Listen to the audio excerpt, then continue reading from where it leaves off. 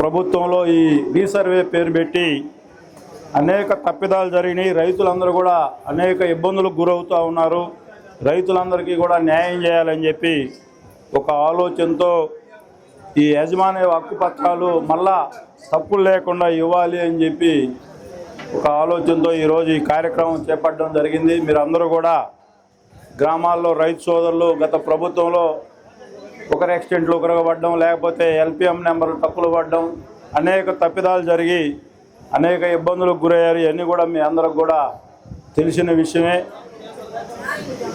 ఈరోజు ఈ రాష్ట్ర ప్రభుత్వం రైతులకి న్యాయం చేయాలనే ఆలోచనతో ఈ కార్యక్రమం చేపట్టడం జరిగింది. ప్రభుత్వం వచ్చిన తర్వాత రాష్ట్ర ముఖ్యమంత్రి చంద్రబాబు నాయుడు గారు అనేక ఇబ్బందులు ఉన్నా కూడా, ఈ రాష్ట్రంలో అనేక సమస్యలు ఉన్నా కూడా అవన్నీ పక్కన పెట్టి రైతుల కోసం మీ అందరికీ కూడా అన్నదాత సుఖీభవ ఇక ఏ విధంగా సపోర్ట్ చేశాడో మనందరం కూడా ఒకసారి ఆలోచించాలి.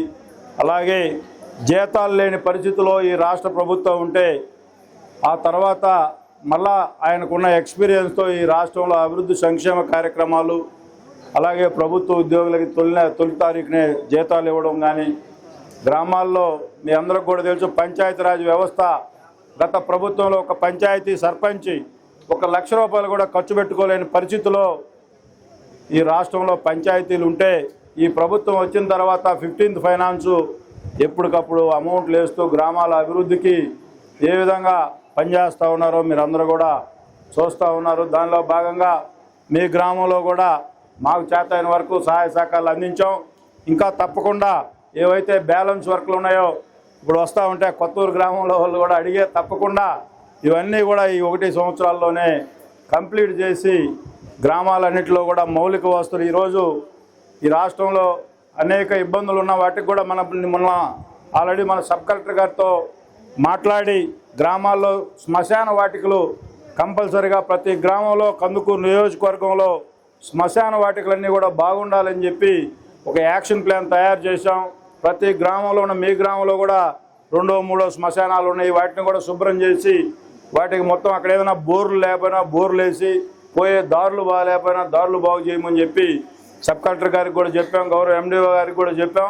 ఇమీడియట్గా ఈ 2-3 రోజుల్లోనే నియోజకవర్గంలో 90 పంచాయతీల్లో కూడా శ్మశాన వాటికలు కూడా శుభ్రం చేయాలని చెప్పి, అలాగే మొన్నే మన వాళ్ళందరూ కూడా పొగాకు బోర్డుకు వచ్చినప్పుడు ఈ రోడ్డు మొత్తం చిల్ల మొక్కలు పడిపోయాయి అని చెప్పి సోదరుడు రామయ్య గారు మన నా దృష్టికి తీసుకొని వస్తే ఇమీడియట్గా పంచాయతీరాజ్ డిపార్ట్మెంట్ చెప్పి అవి కూడా క్లియర్ చేసాం. మీ అందరూ కూడా బ్రహ్మాండంగా ఈ మండల వాసిగా, మీ పక్కన ఉండే గ్రామవాసిగా మీ అందరూ బ్రహ్మాండంగా సపోర్ట్ చేశారు. నాకు మంచి మెజార్టీ కూడా ఇచ్చారు ఈ గ్రామం నుంచి. మీ అందరికీ కూడా ఎప్పుడూ రుణపడి ఉంటానని చెప్పి ఈ సందర్భంగా మీ అందరికి కూడా తెలియజేసుకుంటూ, గ్రామంలో ఇంకా మౌలిక వసతులు ఏవైతే ఉన్నాయో అవన్నీ కూడా పంచాయతీరాజ్ జేఈ గారికి చెప్తా తప్పనిసరిగా బీసీ కాలనీ కానీ ఎస్సీ కాలనీలో ఏవైతే సమస్యలు అన్నీ కూడా క్లియర్ చేసి మీ అందరి దగ్గర సపోర్ట్ తీసుకుంటానని చెప్పి సందర్భంగా తెలియజేసుకుంటూ, మీ అందరికి కూడా ఈరోజు చంద్రబాబు నాయుడు గారి ఎక్స్పీరియన్స్కి గత ప్రభుత్వంలో జరిగిన అవకతవకలు మీరందరూ కూడా ఒక ఉదాహరణ. మన పిల్లలు ఎక్కడైనా కూడా అమెరికాలో ఉన్నా కూడా మన పొలం ఎక్కడ ఉందో మనం మొత్తం కూడా లాటిట్యూడ్ మ్యాప్ పెట్టి మన పొలంలో ఎవరన్నా ఏదైనా పని చేస్తూ ఉన్నా కూడా అమెరికాలో కూడా ఉండి చూసుకునే పరిస్థితి అంటే రాష్ట్ర ముఖ్యమంత్రి చంద్రబాబు నాయుడు గారి ముందు చూపు ఏ విధంగా ఉందో భావితరాల పిల్లలు కూడా మన పొలం ఎక్కడుందో చూసుకోవాలంటే ఎవరితో అవసరం లేదు.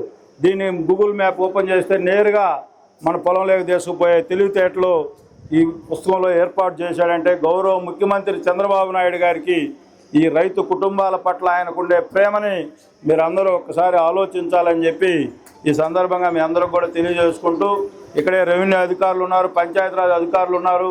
రెవెన్యూ అధికారులకి మీరు గ్రామాల్లో ఉన్న ఈ ఎక్స్టెంట్ వేరియేషన్స్ కూడా మీ లాగిన్కి వచ్చే పరిస్థితి ఉంది కాబట్టి మీరు రైతుల్ని మీ సచివాలయాల చుట్టూరు మీ ఆఫీసుల చుట్టూరు తిప్పుకోకుండా రైతులకు మీరు ఎప్పుడు కూడా సహాయ సహకారాలు అందించాలని చెప్పి ఈ సందర్భంగా మీకు కూడా తెలియజేసుకుంటూ, రైతులందరూ బాగుంటేనే రాష్ట్రం బాగుంటుందని చెప్పి మనందరం కూడా గుర్తెరగాలని చెప్పి ఈ సందర్భంగా మీ అందరికీ తెలియజేసుకుంటూ ఈనాటి కార్యక్రమాన్ని ప్రారంభించవలసిందిగా గౌరవ ఎంఆర్ఓ గారిని స్టార్ట్ చేయవలసిందిగా కూర్చోండి.